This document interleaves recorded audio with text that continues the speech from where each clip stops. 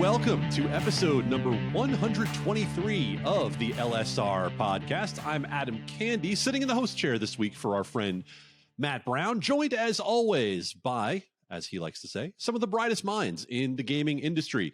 Dustin Gauker is here, and to fill us in on all things New York and beyond, LSR writer Matthew Waters as well. You can follow Dustin on Twitter at Dustin Gauker. You can follow Matt at by Matthew Waters. You can follow me at Adam Candy, 2 E's, no Y, and you should follow Matt Brown at Matt Brown M2. Don't buy it when he tells you that you shouldn't.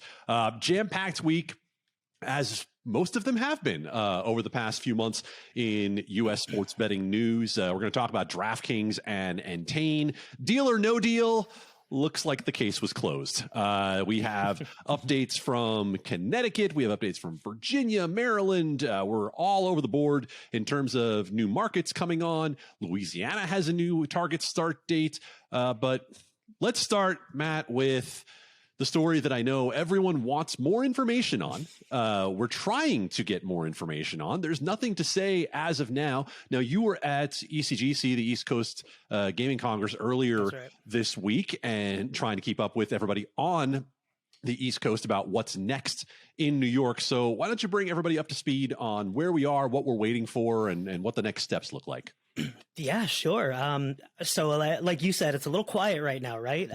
The deadline to find out who wanted to go along with the super expensive tax rate of up to 64%, that passed Monday at 5 o'clock Eastern time. So the 6 bidders had to lodge their interest and say, yes, no, we would pay this tax matrix, which wasn't a matrix. It was more just a line, but then it's neither here nor there. So yeah, right now we're still waiting to hear who will actually pay the 64% if it was only 4 or 5 operators, down to 35% if all 14 were accepted.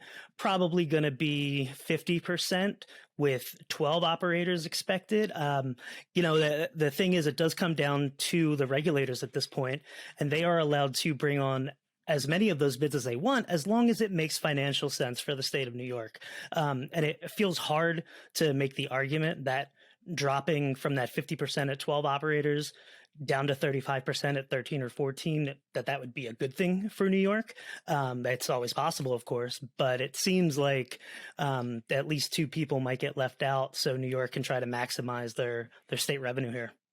So, Dustin, as we look at the grid matrix, whatever you want to call it, with these tax rates, we have to keep in mind also that there are the so-called super bids, right, where we have 4, 5 or more sports books in together on these bids. And it almost feels like the top bid has to have come from one of these because of the fact that you immediately are going to kick yourself into that 50% range, and you're going to disincentivize going with the solo operators at 64% who might not be able to generate quite as much. So I know we're getting into speculation range here where we don't know much, but at the same time, it's really hard to see a DraftKings, FanDuel, MGM, or a Caesars Rush Street win left out in the cold. I would agree. I mean, everything I'm hearing and just common sense leads you to believe this conclusion that those 2 super bids are a part of this, that one of them, or, I think we've all heard whispers of which one of these 2 was the one that did the top tax rate. But that's the only thing that really makes sense. Cause yeah, if you're a single operator and you're trying, you don't really even for Monopoly, you're going to have a hard time making any money in New York. And then you're purely as, I guess, market access. And they're not going to just take one of those single operators, I think, at this point. So it's what makes the most sense. And, as we break this down there are better ways to do sports betting than New York has it. But if you're looking at it, it's, it is this magic number of 9 to 12 at a 50% rate. And it almost has to include all of these big operators who account for, I don't know if we're adding up those 9, something like 95% of the market, most likely. Right. Yeah. And we know that there are next steps to come because the regulators had until December 6th to make their selection. We're obviously a bit ahead of that timeline here. We still don't know, of course, who is matching the tax rate, who submitted the top bid, et cetera, et cetera. So does that give people any hope that betting might be available via mobile sooner than later in New York?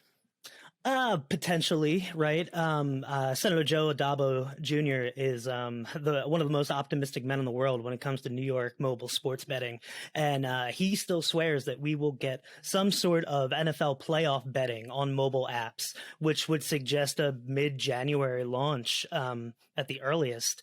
It just doesn't. It seems like it would be very hard to do that. There's still a lot to work out. You're not sure what's going on behind the scenes, if negotiations are going on where the servers need to be placed in the casinos, because remember, that's how this is all happening. The casinos are placing the servers there and the bets are being routed through the casino. So it happens on casino property. We can debate that as much as you want as well. Right. But yeah, it feels like it's going to be a time crunch, but there are a lot of people that want to get it done. So January is still the date that I'm hearing that is the hopeful target, but it's going to be tough. All right. So both of you on the record here, is it going to happen before the Super Bowl? I'll bet over the Super Bowl for Dustin. Sticking to his brand, negativity is the thing. What do you think, Matt? Are we getting New York mobile betting by the Super Bowl? You know what? There's a reason Joe Adabo has his job, and he's just so persuasive, and he has me believing him at this point. So I'll go with Joe. I like that because you don't want him to lose his spaghetti again, right? Like, That's right. Maybe the quote of the year from Legal Sports Report. Check out all of Matt's work at legalsportsreport.com following the New York situation. He's been on this from the jump, and we will be following any developments that are happening when it comes to the Empire State. Dustin, we did not involve Howie Mandel. He did not call the banker, did not say, okay, all right. He did not offer Entain what they wanted. DraftKings did not get the price that they wanted. And the DraftKings-Entain combo is off. And that could set off another whole round of discussion about what happens next with BetMGM. Yeah, last week we were talking about what happens, that they got an extension, and this week we learned that DraftKings would not be making a firm offer for Entain, which is the platform that is the joint venture that powers BetMGM here in North America. So we're not going to be $22 billion DraftKings to buy this by Entain. It looked like a mess from a lot of standpoints, and it's not going to happen. So if you did not want us to hear about talking about this on the podcast anymore, be glad that we will not be talking about DraftKings and Entain. Doesn't mean the chatter about Entain is going to go away. I think BetMGM seeing this probably, or MGM Resorts probably seeing this wants to stop any kind of speculation, I would imagine, about its future. So what do they do in terms of their deal with Entain? They made an offer a ways back. Do they revisit the table, because DraftKings can't even come back and make an offer now for 6 months under the way the deal is happening. So we'll see. This is certainly not the end of chatter about this, but as time goes on, the price tag for Entain probably only goes up. So you got to think that people are going to be talking about this and still kicking tires, including MGM. And as we saw this develop, MGM Resorts, through their president Bill Hornbuckle, was fairly vocal about the fact that they believed they had veto power over a deal. They believed they had the right to get in on purchasing all of BetMGM. That was never really confirmed. That was just sort of MGM putting that chatter out there. And it seems to me, Matt, as we look at the options for MGM, we know that they've wanted to get the entire joint venture. We know they want full control of BetMGM, but it kind of feels like Entain is really in a power position here, whether it's the whole business or whether it's BetMGM. They sure do have the upper hand right now. I mean, MGM came in and offered what, about $10 billion for them a few months back, and now $22 billion has been rebuffed. So it's a pretty expensive idea just to get involved with this at all. And MGM at the corporate level is doing a whole lot of stuff. They're trying to go asset light. So they're paying down debt. There's just a lot of moving parts behind it right now, but it's definitely not the end of the story for sure. I've never tried to go asset light. That's just sort of how life has worked out for me. The bank account really hasn't supported asset rich or asset heavy. So I envy MGM's position trying to go asset light, joking, of course, as they continue to sell off their properties into REITs and rent them back and so on, and all the machinations that go with that. Back locally in Tennessee, Matt, I know that you have been following this state for quite a long time.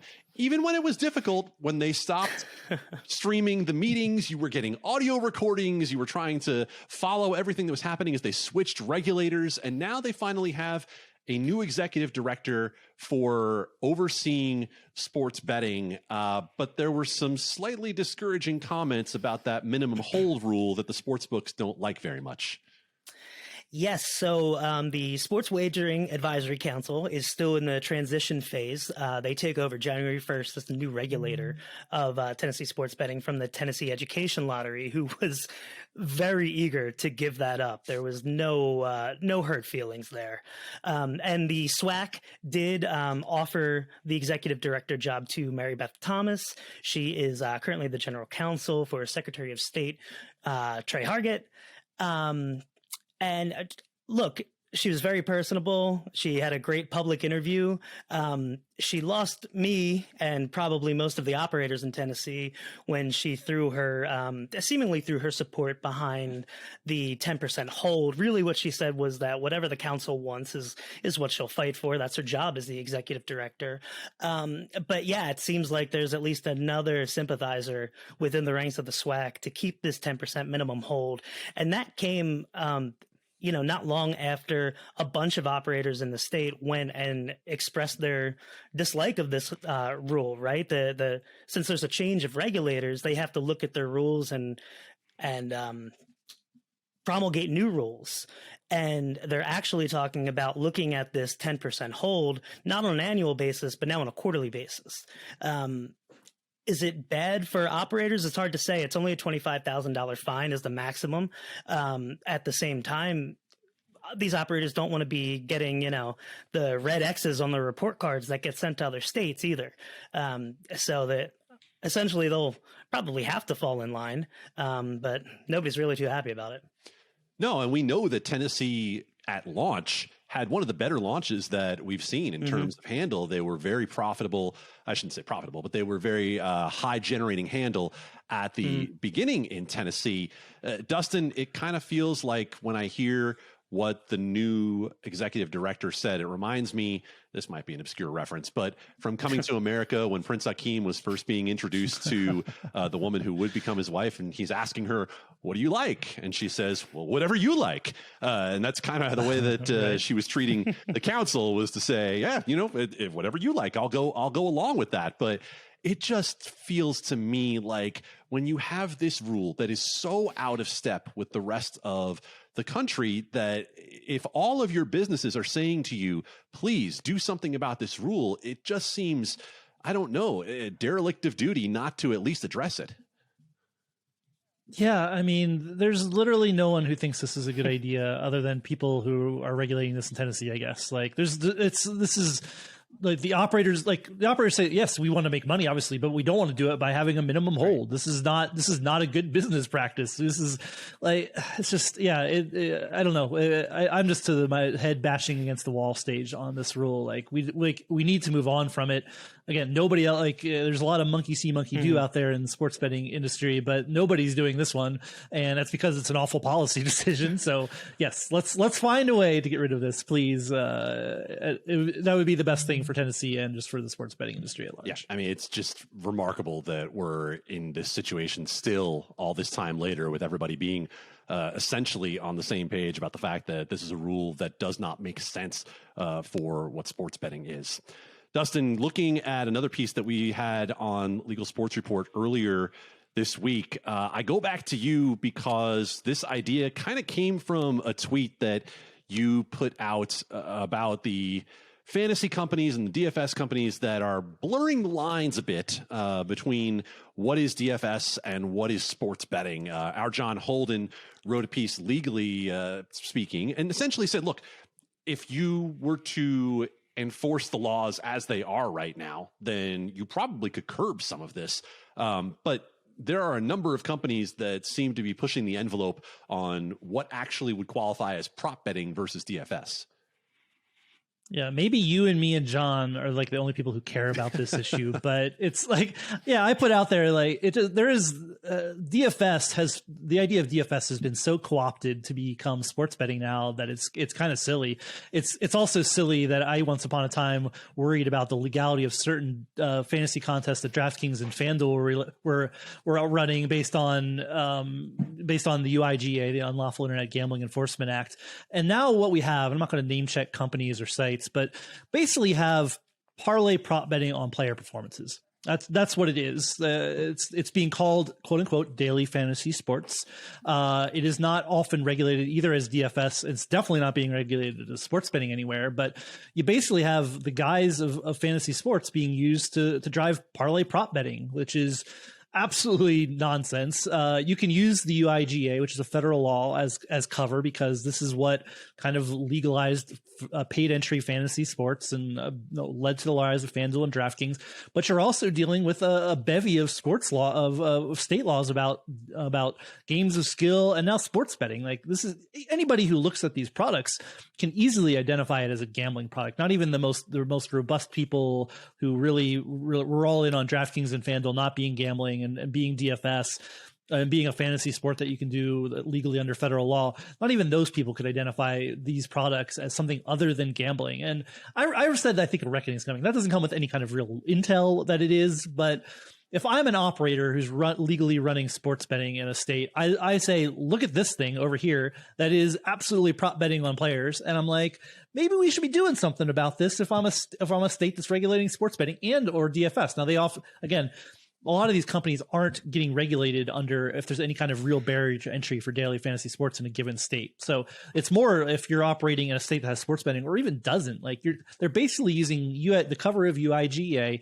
and then quote unquote game of skill in whatever state they're in to justify this, and they're trying to be a placeholder for sports betting, and build up databases where a sports betting site cannot necessarily right now. So I don't know where it's all going, but it's gotten to the point where it's that there's, like, I get a pitch from one of these sites almost weekly now, and there's more of them cropping up, and there's going to be more in the near future too, because this is, nobody's to date, nobody has done anything about this, and it's continuing unchecked. And, maybe I'm the only one who cares, but there's other people who used to care about this is what we kind of said in the 2015, 2016 days, that nobody cared. And then suddenly somebody started caring. So will somebody start caring? Who knows? But definitely read John's piece, interesting piece on the legality of all of this. Yeah, he covers the UIGEA and the fantasy sports carve out that's in there that clearly was not designed for what it is today. There's no chance that you would look at some of these pitches that we see and call it DFS. It's prop betting. And does anyone on the regulatory side care enough? I mean, I'm not trying to say that regulators don't want to deal with it, but they're trying just to deal with everything in this emerging sports betting landscape right now. I mean, just try to get the capacity and the will to get to caring about these other types of gambling, air quotes. And I think the other thing about it is, if I'm one of the larger operators, Matt, if I'm a DraftKings, a FanDuel, an MGM, I probably don't mind it all that much because A, they're not really competing with me. And B, in the end, what do these companies want? They're not trying to survive long term. They're trying to build up enough of a database and enough of a name recognition to be purchased. I mean, they essentially are trying to be able to deliver users to an actual sports betting company in the long run. So for me, it would feel like it would have to be one of the smaller operators, one of the more upstart or less capitalized operators who feel like that they're just losing potential customers to one of these pseudo DFS companies that might get purchased by one of the larger operators to have to say something. But I mean, you cover the legislative stuff and the regulatory stuff in many states. I don't know that I see the will or the capacity to do anything about it right now. Yeah, that's just the thing. I mean, DFS is still so small dollar when it comes down to tax revenue and everything. These legislators just don't really have the will to do that right now. Like you said, it would take somebody speaking up, and the big guys spending those lobbying dollars. They don't mind a database being built up. And you know what? Once they launch in whatever state where these guys are playing, they're going to be more comfortable with filling out their parlay sheets, which we know make money. So it's really not a bad thing for the bigger guys to have this happening and introducing more people to a sports betting type product. Well, that piece from John Holden is on Legal Sports Report right now. John also has been doing a fantastic job of covering all of the developments in the Florida sports betting lawsuit situation. We're not going to get into that today. It's still in court. Nothing has happened thus far. That's all you need to know about what's going on in Florida. There is no sports betting as of the moment. Parlay betting, of course, is something that is getting a lot of attention right now, whether it's the huge push from these operators towards same game parlays, or just look at Nevada, Matt, where we got the revenue handle numbers today from September. First of all, they shatter their monthly handle record. It wasn't all that close, more than $760 million, but an insane 56% hold on parlays. That's one way to get to a monthly handle record. And you track the revenue closely. We've seen multiple handle records from the previous month. Yeah, I don't know if you guys know this. People like betting on football, and it has just been crazy so far. I mean, New Jersey finally hitting $1 billion plus in handle. We were all wondering where Nevada was going to slide in behind that, and it's funny, if you take that supposed 25% from New York that goes to New Jersey, the New Jersey and Nevada were not that far off this month, and then Pennsylvania slides in. It wasn't a record. It was close to a record. Michigan had a record. Indiana had a record. Iowa had a record. New Hampshire had a record. Even Washington, D.C. had a record. I know. Now, of course, most of that was through those commercial operators and not Gambit. But that's because there are smart bettors in Washington, D.C. But yeah, it's just been it's been really remarkable to see so far just how much the handle is creeping up. Yeah, by the way, to put some context to it, we're talking about $760 million in Nevada. We're talking about $1 billion in New Jersey. We're talking about just north of $20 million in Washington, D.C. when we discuss handle records. So it is a relative discussion for sure. Dustin, we get into this all the time when we talk about Nevada. When Nevada drops and Nevada gets to third or fourth in a month, everyone says, see, it was inevitable. Nevada was always going to become a second banana when it comes to the national landscape. And then we have a month like this and everyone says, oh, look at Nevada, huh? They're not going anywhere. So is there a reality on either side of that? I mean, I also always remember back to when PASPA fell and people were like, this is the death of Nevada sports betting. So this is always funny to me when we're hitting records and, they're liberalizing the online. Yeah, there's a happy medium between all of this.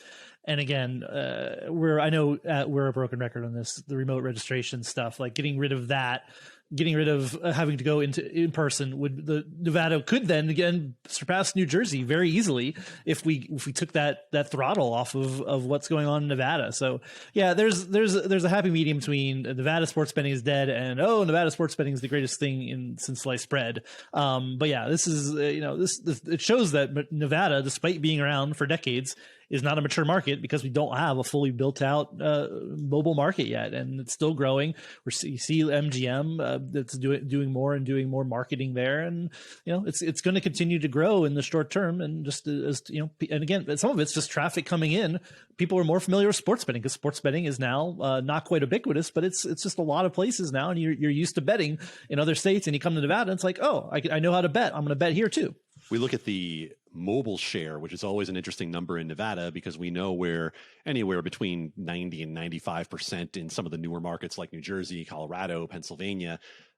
Nevada at 63% is pushing one of its higher numbers in September. It continues to be an obstacle to truly growing the market, as Dustin said. It's not at maturity because you really have not allowed as many people as would like to be able to wager on mobile. Now, that relative growth up to 63%, I just want to make one thing clear. Stephen Money is no part of that. Stephen Money is terrifying. I'm not going to give the sportsbook any more pop than that, other than to say, as you go out to acquire customers, I don't think Stephen Money is the answer because Stephen Money will haunt your dreams. There's a giant billboard of Stephen Money in Las Vegas, and he's kind of like staring down at people on the freeway, and there's no way it would ever make me say, I want to bet on sports with this company. So, Stephen, I'm talking directly to you. Just tone it down a little bit. You can find all of our work at legalsportsreport.com, of course, on Twitter at LSP Report at Dustin Gowker, at by Matthew Waters. I'm at Adam Candy, 2 E's, no Y, at Matt Brown, M2. We'll be back next week if we decide we want him. For Matt, for Dustin, I'm Adam. See you next week.